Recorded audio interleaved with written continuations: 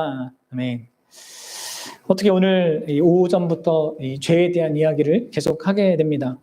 소일임응답 이제 14문이 이제 죄가 무엇인가를 다루기 때문에 함께 다루게 되는데요. 지난 시간 우리는 죄의 기원에 대해서 살펴봤습니다. 어떻게 죄가 시작되었는지, 그게 사탄의 유혹이 있었지만 결국 인간의 자유 의지에 의해서 행한 인간 스스로의 책임이라는 것을 우리가 살폈죠. 이제 오늘 우리는 이 죄가 도대체 뭐냐라는 것을 좀 보겠습니다. 오늘 아침에는 이 죄가 왜 멸망받아야 할 정도의 어떤 그 의미를 갖는가를 봤다면, 오늘은 좀 이 시간에 좀 죄의 그 정의가 구체적으로 좀 뭔지 좀 우리가 명확하게 다시 한번 정리를 해보면 좋을 것 같아요. 자, 여러분, 인간은 모두 사랑받고 또 사랑하고 싶어 합니다. 그리고 가치와 목적이 있는 삶을 살기 원하죠.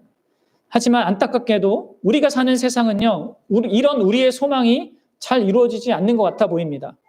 오히려 이런 소망이 무너지는 그런 절망을 우리는 많이 경험하죠. 개인이든 어떤 단체든 뭐 사회든 나라든 이 어떤 행복을 다 추구해요. 그렇죠? 왜 정치인들이 그렇게 열심히 막 이렇게 선거하고 막 이렇게 하는 겁니까? 뭐 나라를 행복하게 만들어주겠다, 국민을 행복하게 만들어주겠다 하는 거예요. 그런데 이 세상, 그리고 나 개인도 마찬가지죠. 나도 이 세상에서 좀 행복하고 평안하고 안정되게 살기 위해서 뭔가 추구를 합니다. 가정도 막 그렇게 그걸 위해서 한단 말이에요. 그런데 이 세상은 나 개인뿐만 아니라 사회도 그렇고 무슨 우리 가정 공동체도 그렇고 언제나 온갖 문제들로 몸살을 앓고 있어요. 역사상 단 한 번도 이 세상 가운데 참되게 평화로웠던 적이, 그리고 나 개인의 인생을 돌아봐도, 그렇죠? 항상 좋았던 그런 적이 이렇게 있었습니까? 아니죠. 그럼 여러분들 도대체 뭐가 문제입니까? 왜 우리 개인이든 우리 사회든 나라든 다 간절히 행복을 원하는데, 평안을 원하는데 이렇게 이것을 이루는 것은 힘든 것입니까? 성경은 하나님께서 분명히 세상을 선하게 창조했다고 말하고 있고 하나님 모든 것을 주관하고 있다고 말하고 있는데 왜 세상은 이 모양 이 꼴입니까? 성경은 우리가 경험하는 이 모든 세상의 악과 고통의 그 모든 원인을요, 바로 죄로 규정합니다. 그래서 여러분들 우리가 이 죄를 아는 것은 우리가 이 현재적인 그 삶을 살아가는 데 있어서 너무나 이게 중요한 것입니다. 죄에 대한 이해가 명확하게 해야지만, 그래야지만 여러분들 우리가 진짜 잘 우리에게 있는 그 현실을 명확하게 보고 살 수가 있어요.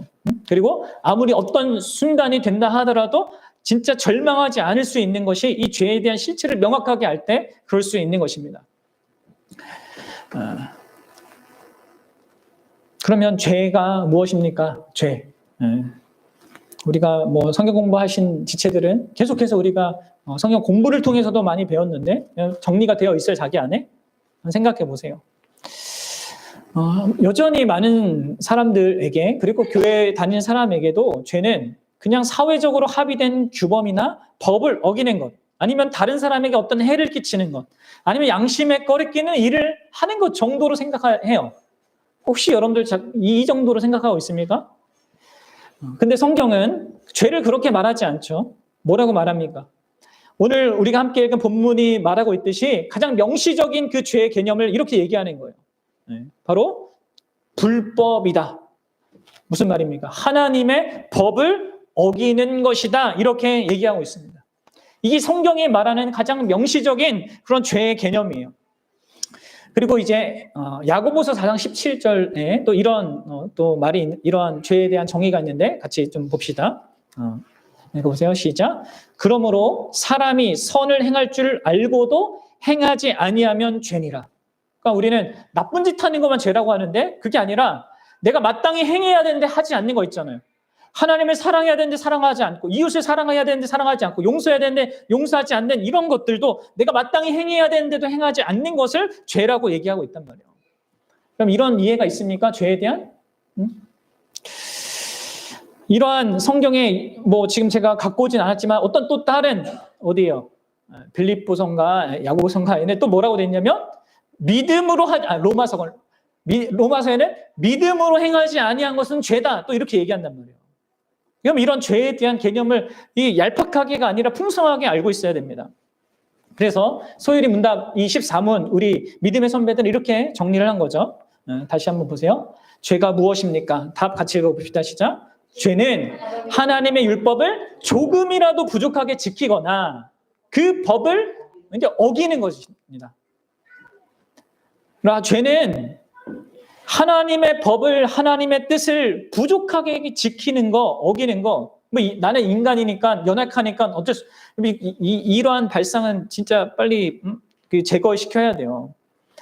하나님의 법을 지키더라도 부족하게 지키거나 정말 조금이라도 모자라게 지키는 것이 죄라고 말하고 있다는 거예요. 그리고 하나님의 법을 어기는 거는 또 당연한 죄겠죠. 근데 여러분들 이게 무슨 의미인지를 좀 잘 생각하셔야 돼요. 여기서 말하는 하나님의 법은 뭐예요? 그냥 법이 아니죠. 나라 법이나 사람들 사이에 이거 도덕 규범 같은 법이 말하는 것이 아닙니다. 아까 제가 아이들한테도 설명했지만 여러분들 이 살인이 왜 우리나라에서는 죄예요? 그거는 이제 형법에 그렇게 되어 있기 때문이죠. 근데 아까도 말했다시피 이 살인이 죄가 아닐 수 있는 그런 법을 만들 수 있다면 우리 인간이 동의해서 한때 그런 어디예요? 독일이나 이런 곳에서 있었단 말이에요. 그렇죠? 캄보디아에도 있었고 지금도 사실은 어떤 의미에서 그런 일들이 일어나고 있는 그런 사회들이 있는데 이게 뭡니까? 그렇게 법을 만든다고 해서 그게 죄가 아닌 게 아니죠. 그렇죠? 왜냐하면 그게 자기 나라 법은 어기지 않은 건지 몰라도 그것은 바로 하나님의 법을 어기는 것이기 때문에 그렇죠. 하나님께서 살아계시고 하나님께서 온 우주의 중심이고 또 하나님께서 온 인류에게 살인하지 말라는 법을 주셨기 때문에 여러분들 모든 나라 모든 개인은요 이 법을 따라야 되는 거예요. 죄의 가장 심각한 문제점이 이겁니다. 하나님이 정하신 그 법, 하나님이 정하신 뜻을 어기는 거예요. 사실 이 세상의 모든 법은 어떤 의미에서 이 하나님의 법을 반영해야 되고 반영하고 있습니다. 그래서 여러분들 이 하나님의 법을 어기는 것이 이게 죄라는 것을 명확하게 이해하면서도요 동시에 이 하나님의 법을 어기는 것뿐만 아니라 그 법을 조금이라도 부족하게 지키는 것도 죄라고 말하고 있다는 것이죠. 우리는 자꾸 이제 악한 행동들, 시기하고 살인하고 이게 강도짓하고 도둑질하고 거짓말 이런 악한 행동들만 죄라고 하지만 선한 일, 선행이라고 여기는 그 이면에도 죄가 오염시키고 죄가 역사할 수 있다는 것을 우리가 생각해 봐야 합니다. 그래서 여러분들 남을 도와주는 일은 착한 일입니다. 그런데 그 착한 일을 내가 착한 사람이라고 듣고 싶어서 도와준다면 그것은 참된 선행이 아니에요. 선행을 가장한 죄인 것이죠.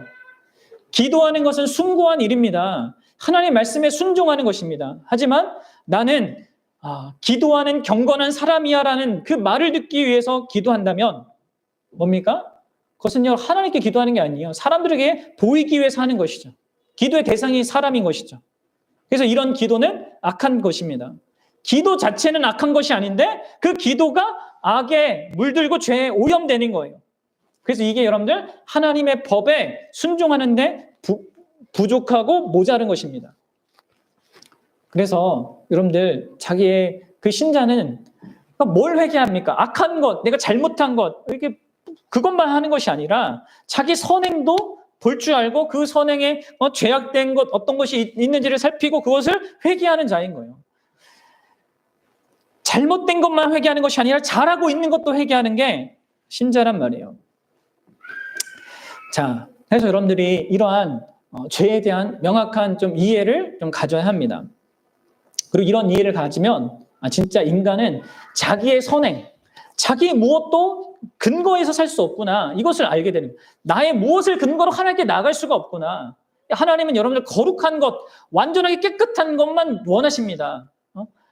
부족한 것, 모자른 것 하나님께 갖다 바칠 수가 없는 거예요, 사실. 근데 하나님께서 왜 우리의 부족한 거, 연약한 거, 이 문제 많은 이런 것들을 받아주십니까? 예수 그리스도 때문에 우리를 위해서 중보해 주신 그분 때문에 그분을 통해서 받아주시기 때문에 우리의 것을 받아주시는 거예요. 그럼 이걸 잘 아셔야 돼요. 그래서 그 신자는 자기 행위를 의지하지 않고 언제나 예수님을 의지하는 것입니다. 예수님의 존재와 그분이 우리를 사고 있는 그것을 의지하면서 나아가는 게 신자인 거예요. 자기가 뭘 아무리 많이 해도 그게 그렇게 중요하게 여겨지지 않는 거예요. 조금 부족해도 예수님 그분을 의지해서 나가는 거고. 자, 근데 여러분들 이제 우리가 죄에 대한 이러한 여기서 말하는 것의 이해 속에서 좀 더 여러분들이 한 걸음 더 나아가서 좀 생각해 봐야 합니다. 자, 여기서 우리는 이 죄에 대한 정의에서 우리가 좀 이렇게 주목하게 되는 하나님의 법이라는 이 어떤 거잖아요. 그렇죠? 근데 여러분 이 하나님의 법이라는 이거는요. 사실 하나님이라는 존재와 나라는 존재 사이에서 하나님께서 주신 것입니다. 그렇죠? 그러니까 이 하나님과 나라는 어떤 관계 속에서 사실 이 법이 작동을 하는 거예요. 달리 말하면 우리는 이 죄를 나와 하나님과의 관계라는 그 측면에서 생각을 해야 돼요. 그 더 큰 그 차원에서 이해를 해야 합니다. 단순히 법이다 이렇게 생각하면 안 되고요. 이 법을 왜 줬어요? 관계를 맺기 위해 주신 것입니다. 우리는 지난 시간 앞서서 하나님께서는 언제나 인간과 관계를 맺을 때는 언약이라는 수단을 통해서 맺는다는 것을 살펴보았습니다. 그래서 하나님이 첫사람 아담과 맺으신 언약, 그게 생명 언약이었죠. 이 모든 것을 다스리고 정복하고 이렇게 해라, 많은 것을 먹고 마셔라 하고 단 하나 선악과 따먹지 마 라면서 이것에 근거해서 행위 언약을 맺었단 말이에요. 그러니까 이렇게 이 법은 하나님과 인간이라는 그 관계 속에서 주어진 것이죠. 그리고 거기에는 이 하나님이 하나님이고 우리는 인간이라고 하는 어떤 이 큰 차이가 있는 것입니다. 하나님은 창조주고 우리는 피조물이고 하나님은 주인이고 우리는 종인, 이런 구별된 어떤 그 측면이 있는 거죠. 그러면서도 하나님께서 자신을 낮추어서 우리와 인격적인 관계를 맺고 언약의 그런 사랑의 관계를 맺으신 것입니다. 이 언약 관계라는 것은. 그래서 완전한 순종을 조건으로 행하고 하지 말아야 될 것을 이렇게 주시면서 관계를 맺은 것이죠. 결국 하나님의 이 법이란 언약 관계를 맺고 영위하기 위해서 주신 것이고요. 결국 이 하나님의 법을 어기고 거기에 모자란 것은 다만 법만을 깨트린 것이 아니라 근원적으로 언약을 깨트린 것입니다. 언약 관계를 깨트리는 거예요. 그래서 여러분들 호세아서는 이렇게 얘기하죠. 호세아 선지자는 이렇게 얘기해요. 호세아서 6장 7절입니다. 읽어봅시다. 시작. 그들은 아담처럼 언약을 어기고 거기서 나를 반역하였느니라. 아담이 지은 이 죄를 언약을 어긴 거로 보고 있죠. 그 이스라엘이 짓고 있는 그 죄도 언약을 어긴 거다 이렇게 얘기하고 있습니다. 그러니까 법을 깨트리는 것은 단순히 어떤 사법적인 개념으로서의 법이 아니라 관계 속에서 갖는 그 언약 관계를 깨트리는 거라는 거예요. 그래서 여러분들 이게 이러한 생각들을 조금 더 확장해서 여러분들 가져야 되는 거예요. 그리고 여기에는요, 하나님 편에서의 어떤 것과 나의 편에서 어떤 이 죄의 실체가 있습니다. 그리고 어떤 점에서 그게 사실 더 본질적인 거거든요. 잘 보셔야 돼요. 자, 먼저 죄는요, 단순히 하나님의 그 법을 어긴 것뿐만 아니라 내 편에서 하나님은 필요 없다. 나는 내 이 세상에서 중심이 될 거다라고 하는 말의 의미가 포함되어 있는 것입니다. 법을 어긴다는 것의 의미는 하나님만 필요 없어. 내가 세상의 중심이야. 이렇게 사고하고 그렇게 중심을 갖는 것이 내포되어 있는 거예요. 그리고 그게 사실 근원적인 거겠죠. 그래서 여러분들 이게 죄의 본질입니다. 내가 모든 것의 중심이라고 생각하는 거 있잖아요. 내가 이 세상의 중심이라고 생각하는 거. 사실 모든 인간들이 그걸 갖고 다 태어나잖아요. 그래서 하나님의 그 법을 어기는 그 죄는 내 편에서 창조도 되시고 창조하신 모든 것을 주관하시는 온 세상의 주인이신 그 하나님이 버젓하게 살아있는데 그 하나님 필요 없고 내가 세상의 중심이야, 내가 하나님이야 라고 말하는 것과 다름없는 이 반역적인 거죠. 그 여러분들 이게 얼마나 큰 어리석음이고 오만한 착각인지를 생각해 봐야 합니다. 그렇죠, 여러분들. 이 세상을 만드신 것은 하나님이잖아요. 내가 만들었습니까? 이 세상에 나는 작은 점과 같은 존재 아니에요. 이 세상의 중심에 누가 계십니까? 하나님이 계시고 이 온 우주 만물을 바로 그분이 다스리고 그분이 질서 가운데 이끌고 계십니다. 그런데 여러분들 이렇게 온 우주에 정말 먼지와도 같은 우리가 보잘것없는 인생이 하나님이 주인인데 그 하나님을 몰아내고 내가 중심이 되고자 하는 거. 이게 큰 문제인 것이죠. 여러분들 이게 왜 죄인 줄 알겠습니까? 하나님은 이 세상을 창조하실 때 모든 존재가 하나님이 중심이 되어 움직이도록 창조하셨습니다. 여러분 우리가 존재하는 것은 스스로 존재하는 것이 아닙니다. 하나님이 우리를 지었어요. 따라서 나의 존재의 주인은 내가 아닙니다. 우리는 오늘날 내 인생의 주인은 나다라는 소리를 너무 많이 들어요. 영화에서 듣고 드라마에서 듣고 사람들 예능에서 듣고 애니메이션에서 듣고 다른 사람 이야기 듣지만 내 마음이 원하는 대로 살아. 이 이야기를 끊임없이 들으니까 내가 내 인생의 주인이라고 착각하며 그렇게 다 살아간단 말이에요.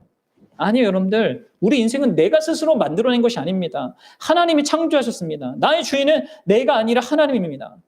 내가 소유한 그 모든 것도 다 하나님이 주신 거예요. 생각해 보세요. 여러분들 남자로 태어난 거, 여자로 태어난 거. 그런데 유럽이 아니라 여기 대한민국에 태어난 거. 과거 500년 전이 아니라 이 시대에 태어난 거. 이만한 키와 지혜와 능력을 가진 거. 나의 기질 다 하나님이 주신 거잖아요. 모두가 하나님이 주신 것이고 따라서 나의 주인은 내가 아니라 하나님입니다. 내 주인이 하나님이시라면 내 생명을 포함해 모든 것을요 다 하나님의 뜻 가운데 사용하는 게 마땅한 거예요.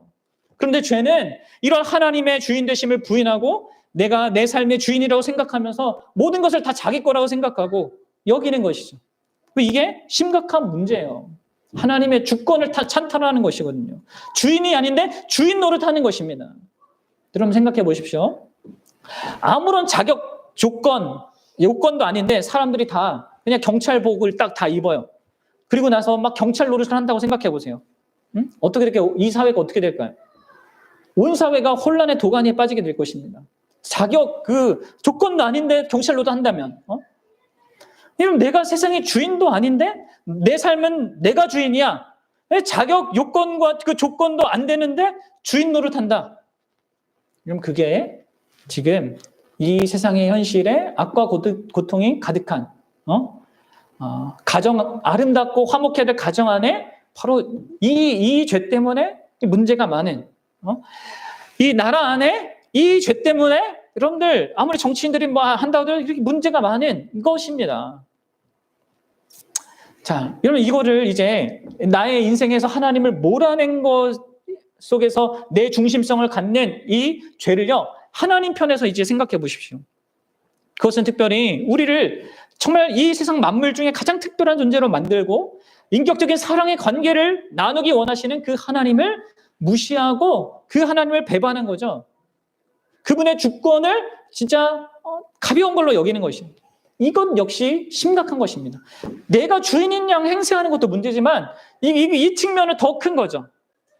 여러분들 인간관계에서 가장 힘들 때가 언제입니까? 가장 기분 나쁠 때가 언제예요?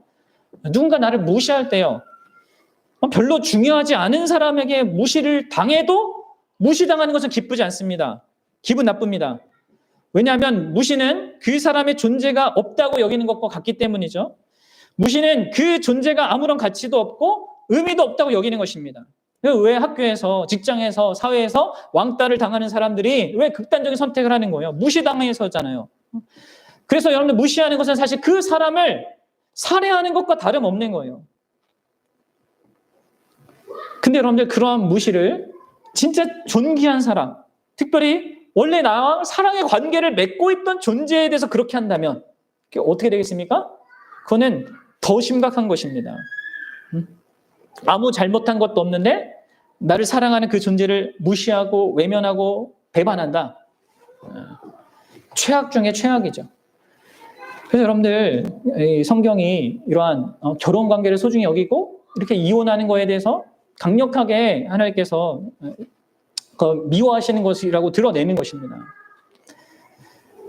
근데 여러분들 보세요. 이 우리가 죄를 짓는 것은 결국 하나님의 법을 어기거나 모자라게 지키는 것, 그리고 나를 세상의 중심으로 살면서 그건 더불어서 실제로 가장 가치 있고 가장 중요한 분이신 하나님을 무시하는 심각한 죄라는 것입니다.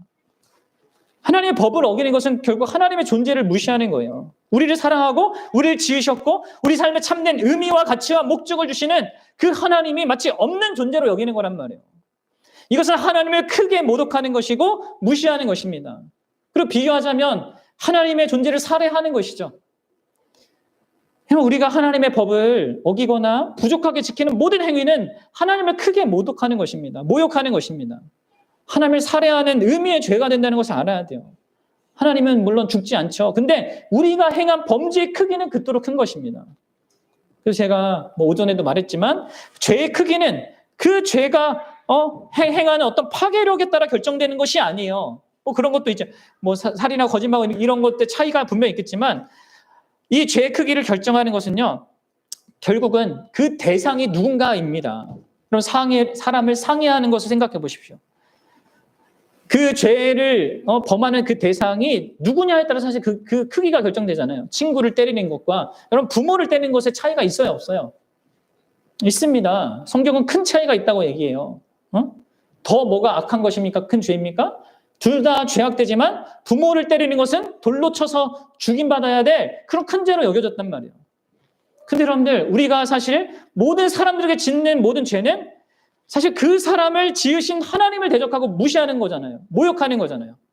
이런 관점에서 나의 삶을 보면 우리가 살아가는 동안에 그리고 하루에도 얼마나 수많은 죄를 짓고 살아가는지가 좀 우리가 좀 이렇게 볼 수 있을 것입니다. 우리는 그걸 봐야 돼요.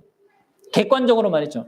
순간순간 이 세상의 중심이신 하나님을 반역하고 내가 하나님인 것처럼 내가 이 세상의 중심인 것처럼 살고 무시하는지 생각해 보십시오. 그리고 그게 얼마나 좀 큰 죄인지를 여러분들 보셔야 합니다.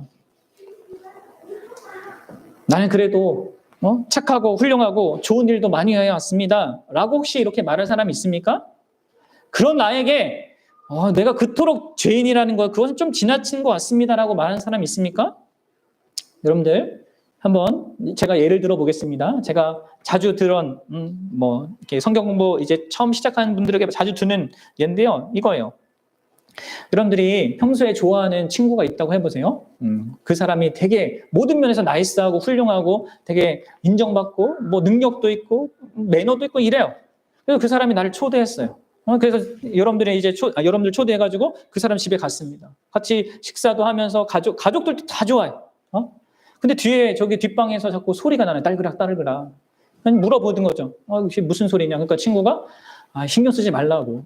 그냥 우리 같이 즐기자고. 그래서 그 신경 안 쓰고 있다가 화장실 가고 싶어가지고 갔다 오는데 보니까 옆에 문이 살짝 열려 있는 거예요. 보니까 거기 안에 그 친구, 그 훌륭하게 여겼던 그 친구의 어머니가 막 누추한 옷을 입고 막 더러운 음식을 먹으면서 심지어 쇠사슬에 묶여 있어. 만약에 여러분들이 그걸 딱 봤다. 그럼 여러분들은 어떻게 그 친구에 대해서 평가하겠습니까? 여전히 그 친구를 좋은 사람이다, 훌륭한 사람이다, 나이스하다, 성공했다 이렇게 보겠습니까? 여러분들 그 사람은 진짜 나쁜 놈이죠. 인간이 아니죠. 여러분 보세요. 온 세상을 창조하고 그래서 내가 살아가는 모든 것을 다 마련해 주셨고 내가 영위하는 모든 관계 그 안에서 누리는 모든 기쁨을 제공해 주신 분이 하나님이에요. 나를 창조하신 그 하나님, 나의 모든 것을 주관하신 하나님을요 무시하는 것은 자기를 낳아준 어머니를 혼질대하는 것과 비교할 수 없는 심각한 죄인 것입니다. 아무리 다른 걸 다 잘해도 하나님에 대해서 내가 무시하고 외면하면 그건 가장 결정적이고 심각하고 무시무시한 죄인 거예요. 게다가 여러분들이 만약 이렇게 외적으로 훌륭한 모습을 보이고 법도 잘 지키고 도덕적으로 사는 이유도 잘 따져보십시오. 그걸 가만히 따져보면 뭐예요? 그 중심에는 그 죄를 짓지 않는 이유가 뭐예요? 죄를 지으면 죄에 대한 대가를 지불해야 되니까. 그게 하나님 때문에 하나님의 법이기 때문에 하나님 날 사랑하기 때문에 주신 거기 때문에 짓는 하나님을 존경하기 위해서는 이게 안 짓는 그런 의미가 아니랄까요? 내가 손해를 볼까 봐, 내가 감옥에 갈까 봐, 내가 벌금을 물을까 봐 그런 것 때문에 죄를 안 짓는 거예요. 사람이 안 짓는 이유가. 게다가 사회가 발전하면서 이 적절한 법제 규제들이 생겨서 인간이 그런 본능적으로 살면서 드러날 많은 죄를 피하게 됐습니다. 근데 그게 이제 그렇게 하는 것이 사람들에게 착하고 훌륭하게 인정받기 때문에 그러면 이렇게 하는 거죠. 근데 성경은 그것도 다 뭐로 보는 거예요? 죄로 규정하는 것입니다. 그래요. 이제 정리를 해봅시다. 죄는요, 하나님의 법을 어기거나 조금이라도 부족하게 지키는 것입니다. 이 죄는 근원적으로 창조주이며 통치자, 더불어 사랑의 관계를 요구하시는 하나님에 대한 반역이고 무시예요. 창조주 하나님에 대한 반역이고 그 순결하고 무고한 그런 사랑에 대한 배반이란 말이에요. 달리 말해서 죄는 이 세상의 객관적인 중심이신 그 하나님을 배제하고 내가 그냥 주관적으로 주인이 되겠다는 반역. 동시에 우주에서 가장 높임받고 존경받고 영광받아야 마땅할 그 하나님을 의식하지 않고 무시하며 살아가는 아주 극심한 것입니다. 극심한 문제거리인 거예요. 그래서 따라서 겉으로 드러난 행동이 아무리 깨끗해도 하나님을 인정하지 않으면요, 그 사람은 하나님의 법을 어기게 되어 있고 그 법을 조금이라도 부족하게 지키게 되어 있습니다. 그리고 그 사람은 그렇기 때문에 죄인인 것입니다. 우주의 중심이신 자신을 무시하기 때문에 하나님은 그런 자들에게 분노하시는 것입니다. 사랑의 하나님이 어떻게 분노하느냐? 제가 오전에도 얘기했습니다. 사랑이기 때문에 분노하는 거예요. 정상적인 분노는 부당한 것, 옳지 않은 것 보면 나타나는 인격적인 반응입니다. 우리가 부당한 대우를 받을 때 분노하는 것이 하나님을 닮았기 때문입니다. 인간이 하나님을 무시할 때 하나님은 인간을 향해 정의로운 분노를 품을 수밖에 없는 거예요. 왜냐하면 이 온 우주에서 가장 가치 있는 존재가 바로 하나님 자신이기 때문에 그렇죠. 그 위대함과 그 가치는 무한합니다. 모든 것이 그분에 의하여서 가치가 매겨져요. 그분이 처음이고 끝입니다. 모든 사람이 다 그분에게 모든 것을 의존하고 있습니다. 따라서 여러분들, 우리가 그분을 무시하는 것은요, 무한한 죄예요. 그래서 무한한 심판을 받게 되는 것입니다. 그래서 이 말씀이 그냥 하는 말이 아닌 거죠. 우리 데살로니가후서 1장 8절 9절 한번 읽어봅시다. 시작. 하나님을 모르는 자들과 우리 주 예수의 복음에 복종하지 않는 자들에게 형벌을 내리시리니 이러한 자들은 주의 얼굴과 그의 힘의 영광을 떠나 영원한 멸망의 형벌을 받으리로다. 네. 이러한 죄에 대한 관점을 여러분들 분명하게 알면 우리는 무한히 겸손할 수밖에 없습니다. 내가 죄인이라는 사실이 얼마나 큰 건지를 알면 다른 사람하고 비교해서 내가 낫다고 절대 생각하지 않고요. 우리는 무한히 겸손할 수밖에 없습니다. 여러분들이 여전히 다른 사람 보면서 저 사람 보고 쉽게 비난하고 뭐 저를 이렇게 하면 여러분들 죄를 잘 모르는 거죠. 자신의 죄인됨을 모르는 것입니다. 그리고 참된 신자는 그렇게 겸손할 뿐만 아니라 자기가 잘못한 거 회개하고 또 자기의 선행도 회개하는 거예요. 겉으로 법을 어겼다는 것에서뿐만 아니라 내가 중심에 대해 행한 거, 그리고 그것이 하나님을 무시하고 업신여긴 거라는 것에 대해서 회개하는 거죠. 그냥 뭐 잘못했네 이런 것이 아니라 하나님의 어떠심과 내가 나로서의 그런 나의 위치를 지키지 않은 거에 대해서 회개하는 것입니다. 뿐만 아니라 이렇게 죄를 보는 사람은 멸망받아 마땅한 자격 없는 나를 정말 불쌍히 여기시고 심지어 사랑하셔서 자기 독생자이신 예수 그리스도를 보내주신 것, 그래서 멸망이 아니라 영생을 주시고 이 말도 안 되는 그 영광스러운 것을, 그런 지위와 하나님의 자녀된 것과 이것을 주신 하나님을 정말 높여 찬양하지 않을 수가 없는 것입니다. 여러분들 어떻습니까? 그리고 세상 사람들이 뭘 갖고 소유하고 있다고 그게 부러운 걸까요? 그 사람이 죄 가운데 있고 그것이 하나님께 멸망받아야 어떠한 것인 것이 알기 때문에 아무리 부러운 뭐가 있어도 그건 안 부러운 거예요.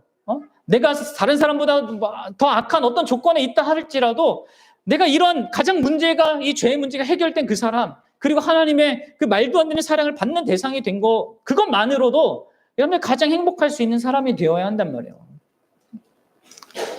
죄에 대한 바른 이해가 하나님에 대한 바른 이해와 하나님이 나를 위해서 행해 주신 이 복음에 대한 바른 이해를 갖고 그것을 영위하는 데 있어서 가장 결정적인 것입니다.